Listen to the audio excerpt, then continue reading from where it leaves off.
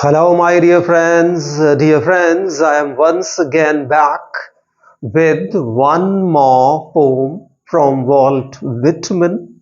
That is one of the most celebrated poems of Walt Whitman. Oh, Captain, my Captain.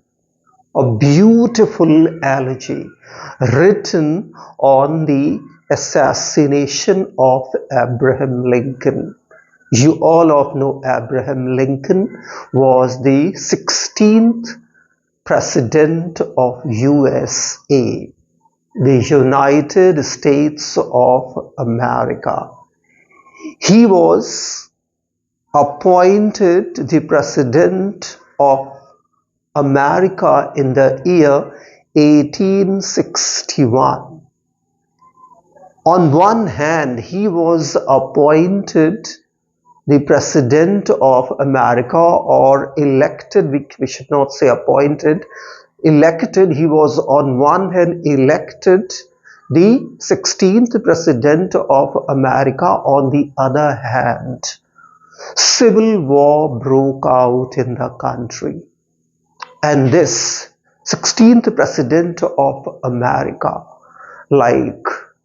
like a smart, eligible, efficient, and great, you can say, captain or the commander, he navigated the country through the toughest time and brought the country out of the struggle, out of the trouble and turmoil of the Civil War. But the year Civil War ended, there was the year probably 1865, the same year when this President of America was attending a play titled Our American Cousin at Ford's Theater in Washington, D.C. He was shot dead by John Wilkes Booth. And this sudden, shocking, heartbreaking assassination of this president, this man, broke, you can say, or shattered, or you can say that pierced the heart of our great poet, that is Walt Whitman.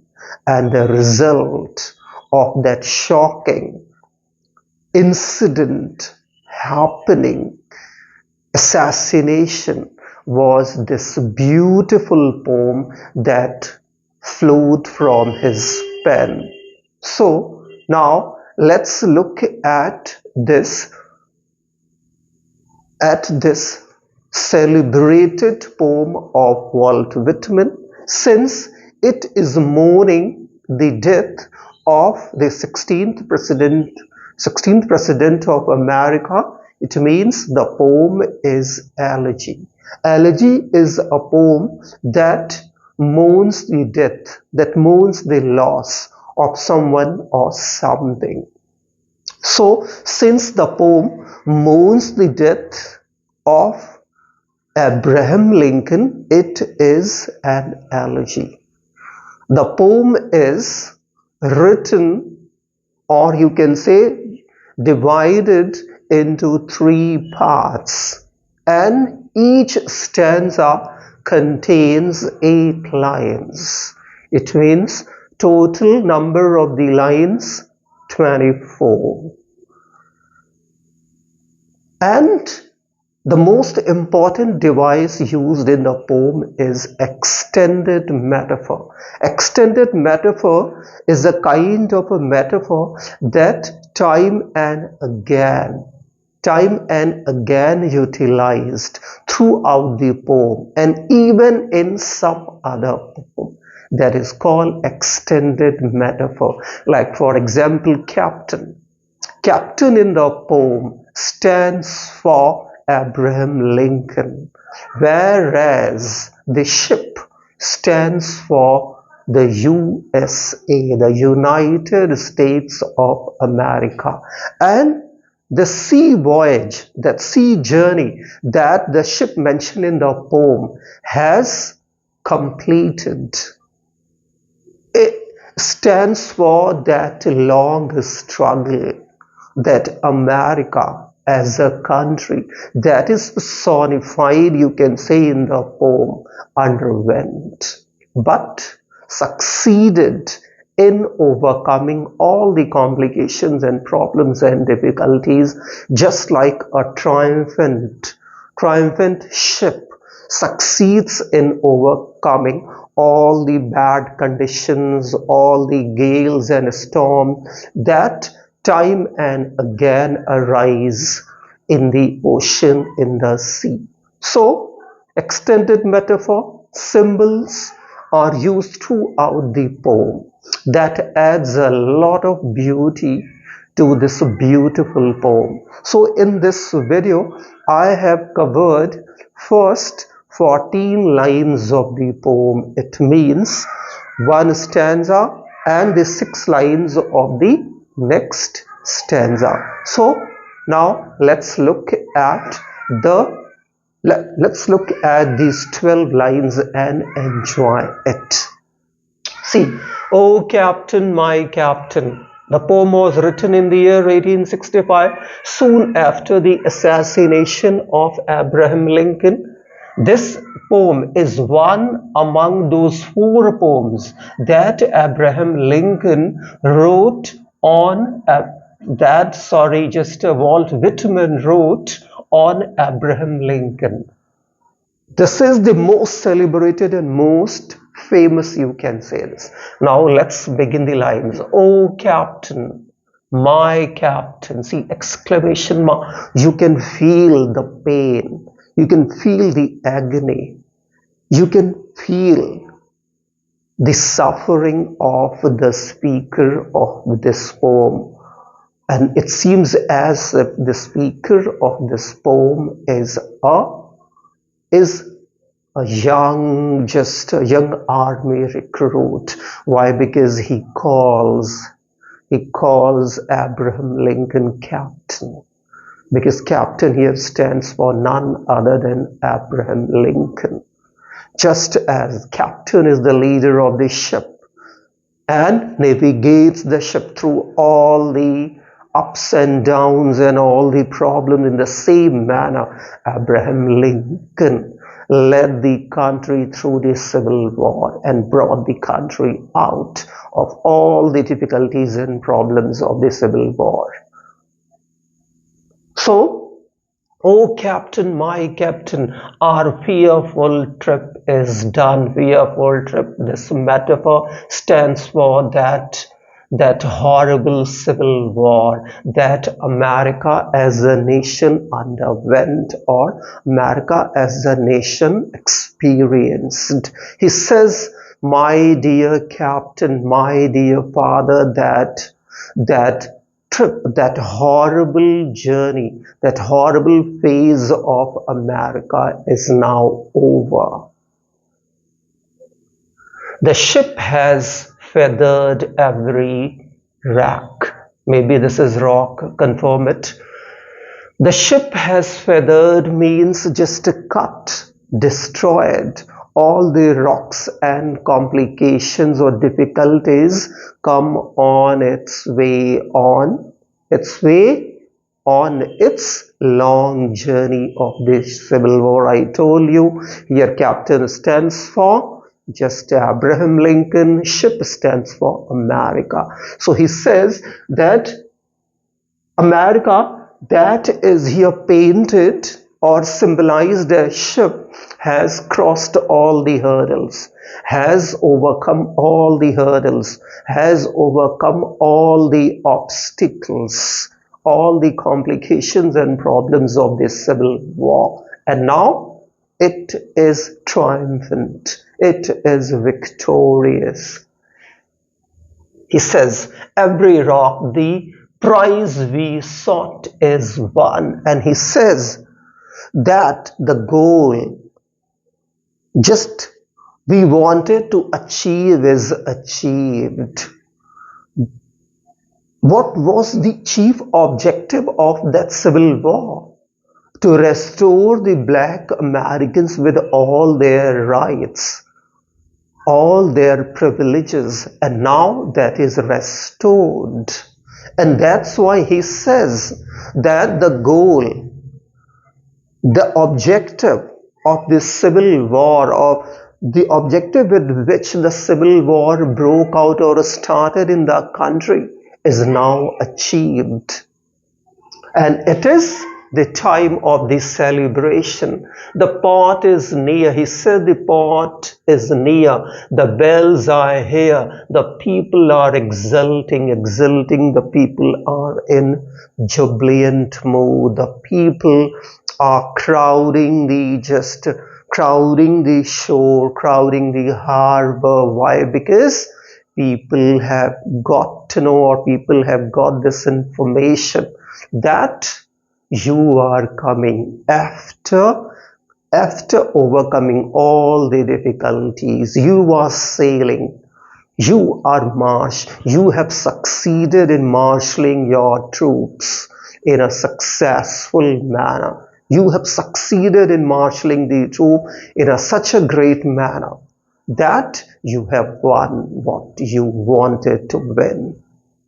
So he says the port is near. He says the port is not far away. The bells are here. He says that he can hear the bell coming from the nearby shore, where people are crowding, people are thronging only to cheer up, only to welcome, only to take you in a procession to celebrate this victory, to celebrate this day. America just had been waiting for a long time to come. I hear the people are exulting, the people are jubilant, the people are very exciting, or the people are in the mood of the celebration. Exulting means while fellow eyes the steady keel, and he says all the people who are just gathered, or just gathering close to the shore, they have their eyes fixed on that front part of the ship. That is called the keel of the ship. Why? Because they are very much excited and very much impatient. It is hard for them to wait. Why? Because for a long time they had been waiting. Now their patience is almost exhausted, or just going to exhaust. He says, the vessel grim and daring, but what about the vessel, the ship, grim and daring? Something seemed as if the vessel is enveloped in a kind of suffering, in a kind of a sorrow. Why? Because something very shocking now the speaker of the poem is going to disclose or let us know in the next line of the poem. That is the death of that captain people are waiting for is lying cold and dead on the top of the ship. That is the deck. See, but oh heart, see, it seems as if the heart of the speaker of the poem is bleeding all badly. Why? Because where on the deck my captain lies, fallen cold and dead. Why? Because now he can see, he can feel, he knows that the captain, that person who succeeded in marshalling America through that civil war successfully, is now lying cold and dead on the top of the ship.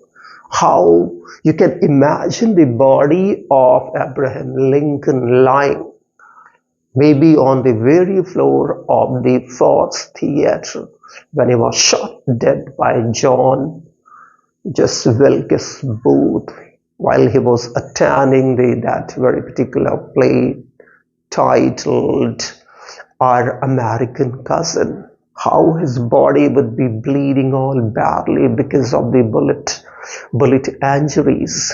In the same manner here he says that the body of the leader, means captain of the ship, is lying on the deck of the ship, bleeding all badly. Fallen cold and dead. Oh captain, my captain, rise up here. The word rise up is missing. Remember this here, rise up. Rise up and hear the bell. He says, oh my captain. It means as if he is exhorting. He is here just forcefully just asking the leader, asking the captain of the ship to get up and to hear that bell and to respond to that bell. But he knows that it is almost impossible. Rise up, for you the flag is flung, for you the bugle trill. So he says, rise up and see, people are gathered in large number just close to the harbor with the flags, and they are waving the flags of the country, and people are also blowing the bugles. Means they want to celebrate this great occasion. They had been waiting to come for a long time. For you, bouquets and ribbon wreaths. So people are here with the bouquets, bunch of flowers and the wreaths of the ribbon. For you, the shows are crowding. So he says, see, here people with the bouquets, ribbon wreaths, and just the shows crowding. They always people here with the bouquets and so many things are waiting, and still the crowd is getting thicker and denser and denser. For you they call. He says they are calling for you. They are chanting your name, swaying massive crowds in a large number moving. They are in the mood of the celebration. They are just waiting for you to come out of your ship to celebrate the occasion. Their eager faces turning. Here, Captain, the dear father, and now he calls Abraham Lincoln the father of the country. You can better understand the emotion, the attachment of Walt Whitman with just Abraham Lincoln. Remember one thing, my dear friends, he never met Abraham Lincoln in his lifetime. Maybe he may have seen him once or twice or thrice, but he did not get a chance to meet him. But see the emotion and the connection, because if he raised his voice particularly for the liberty and rights and the freedom of the black, in the same manner Abraham Lincoln just always stood there and always advocated for all the rights of the black Americans. And in this way, this person, Walt Whitman, found a lot of affinity, a lot of similarity with this man. The way he thought, Abraham Lincoln thought. The way Abraham Lincoln wanted to restore all the rights to the black Americans, in the same manner Walt Whitman.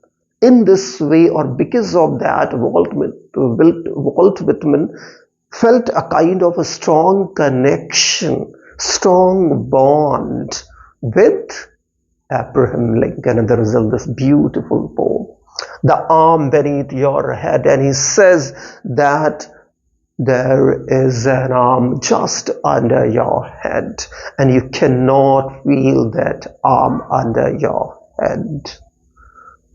So that's it, my dear friends. In this video, in the next video, I'll cover the next probably 10 lines of this poem. Why? Because I have covered 14 lines. In the next video, I'll cover just 10 lines, and total number of the lines 24. The poem divided into 3 stanzas, 8 lines each. I hope these 14 lines would be absolutely clear to you. Provided that you find some complication, do feel absolutely free and do let me know. Thank you for watching.